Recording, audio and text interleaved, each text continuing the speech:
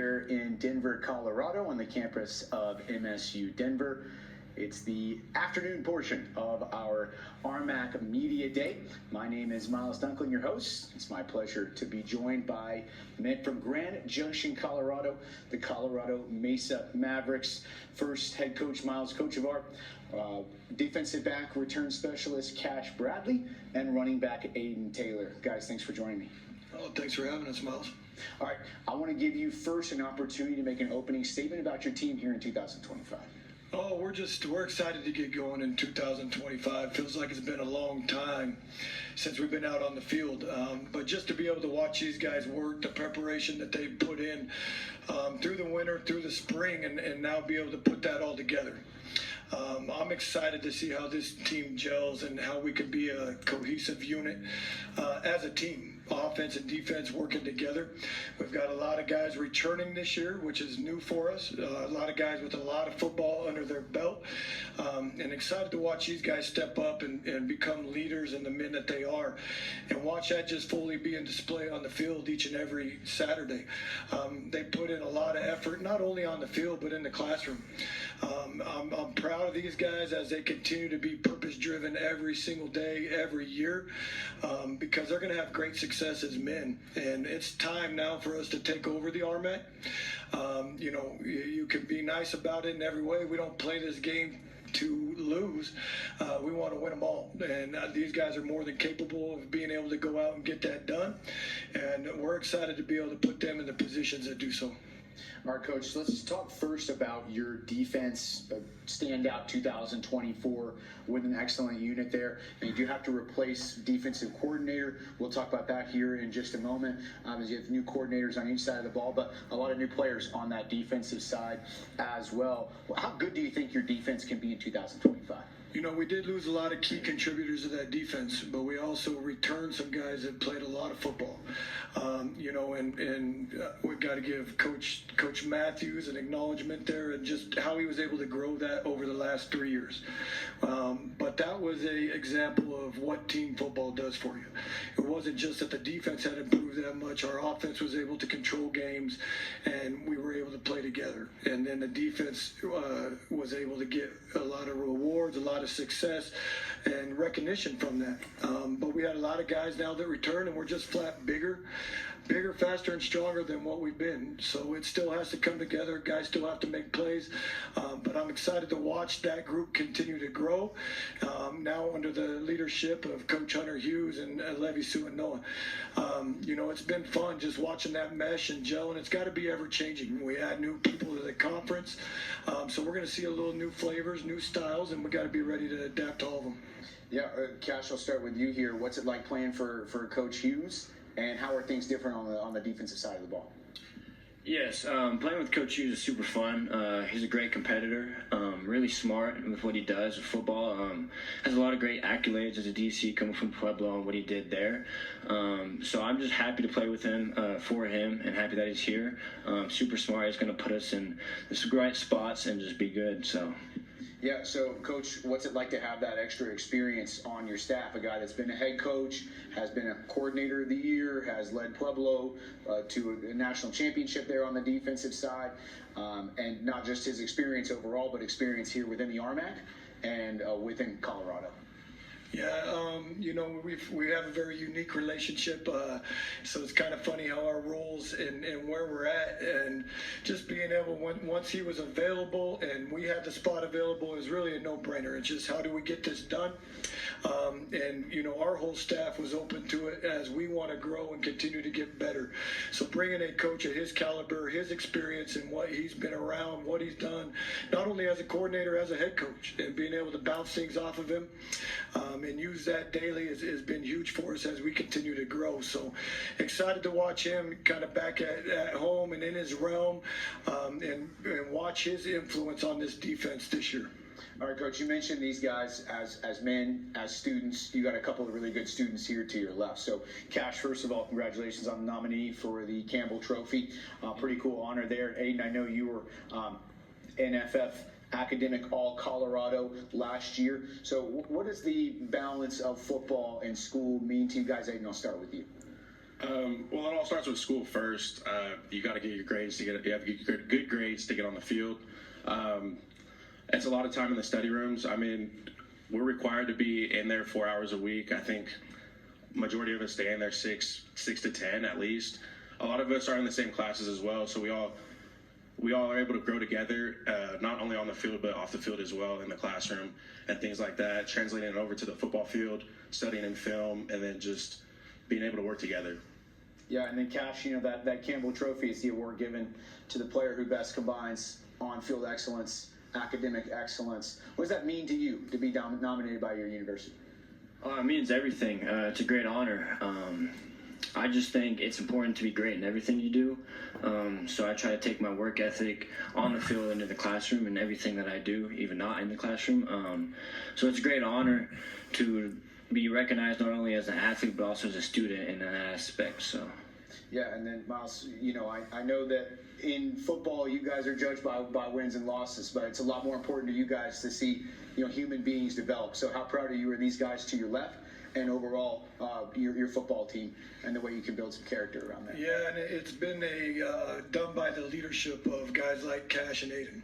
We've got the mass majority over a 3.0 and finished this last year right at a 3.3. So they're all getting it done, and it just means a lot. And it's that leadership, and Kash and I were talking about it on the way up here.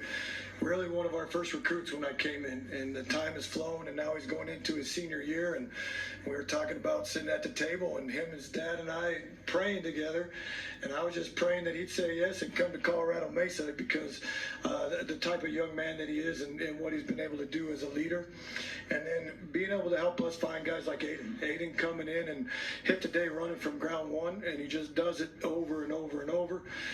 So now we've been able to grow that as a whole, and that's what makes me proud. These guys are doing it for the right reasons. All right, let's talk about your offense. New offensive coordinator Trevor Wickery. What does he bring to the table?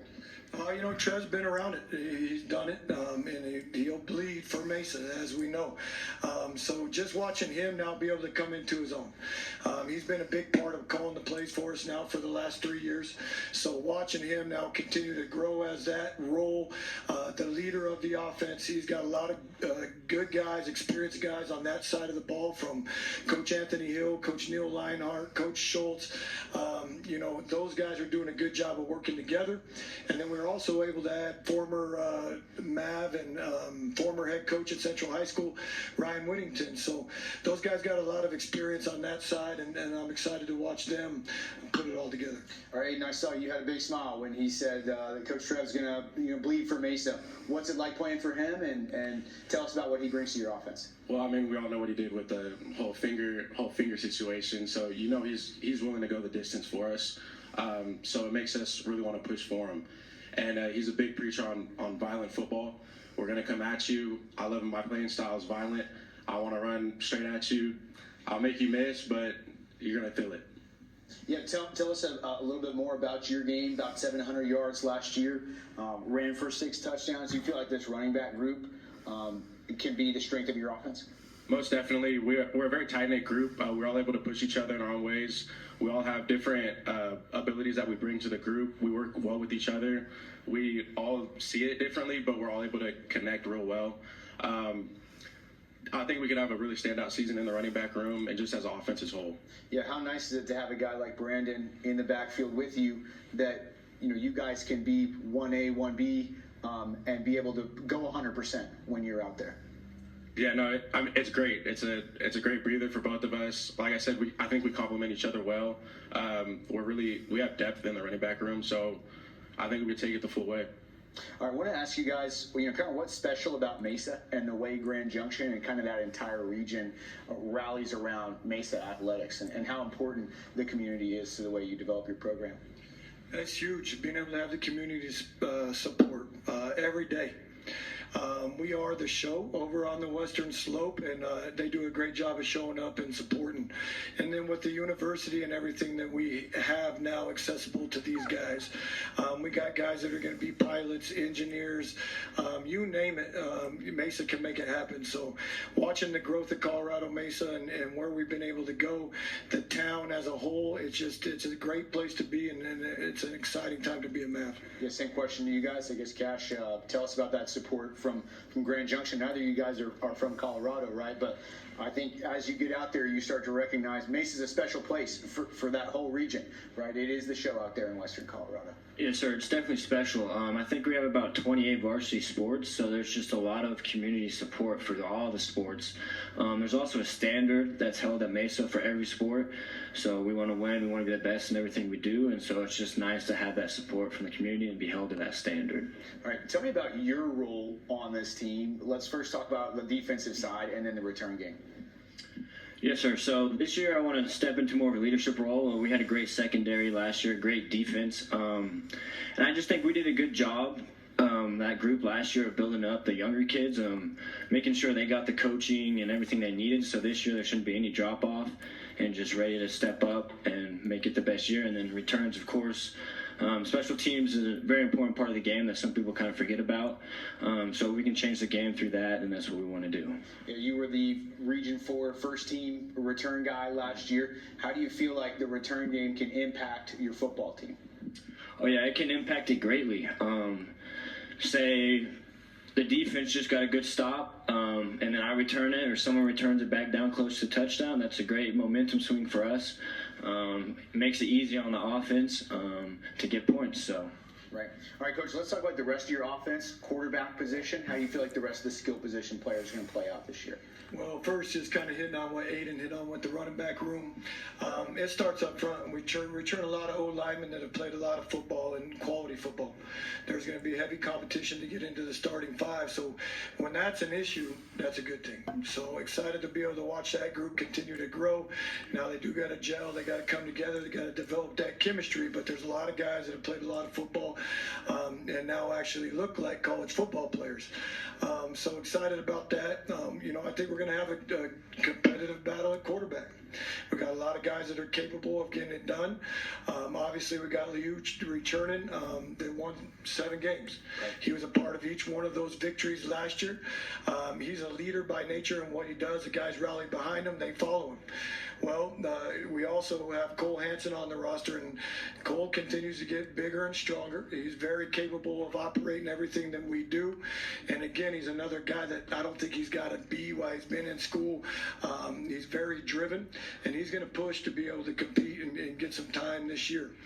And then we've got a number of young guys behind him that add a different skill set to the position. So that battle's going to be ever going as we get through this first week of camp.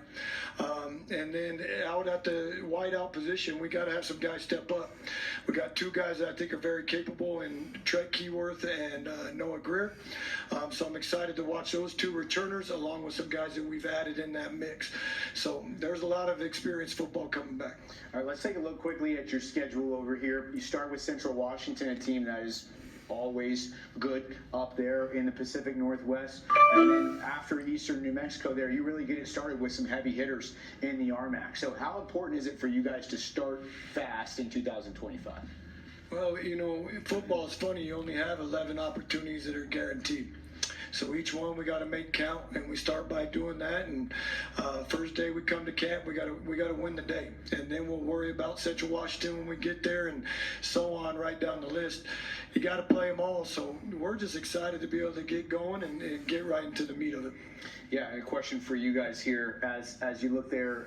This is the last day of July, so it's almost Central Washington on the schedule here in August. Is there a part of you, as you guys are upperclassmen, could be a last ride? A lot of excitement here this time of year. Kash, Yeah. sorry, yeah, Aiden, go ahead. Yeah, no, I mean, it's the last go around, so for sure I want to make every moment the best. Obviously, Central Washington is circled for us heavy at the first game, but not only that, Monday circled. We got to start off with the first day of camp. Win that day, win the next day, win the week. Eventually it'll add up, and then hopefully we win those games, and we'll be playing the playoffs. Yeah, Kash, how do you feel as the season's right around the corner here? Yeah, it's exciting. It's kind of crazy. It's going by fast. It's crazy to me that it's my senior year, but just trying to enjoy every moment, just have fun and compete, and just win as many games as we can. All right, guys, thank you so much for your time. That was Aiden Taylor, running back, Kash Bradly, return man and defensive back, and head coach Miles Kochevar. Up next.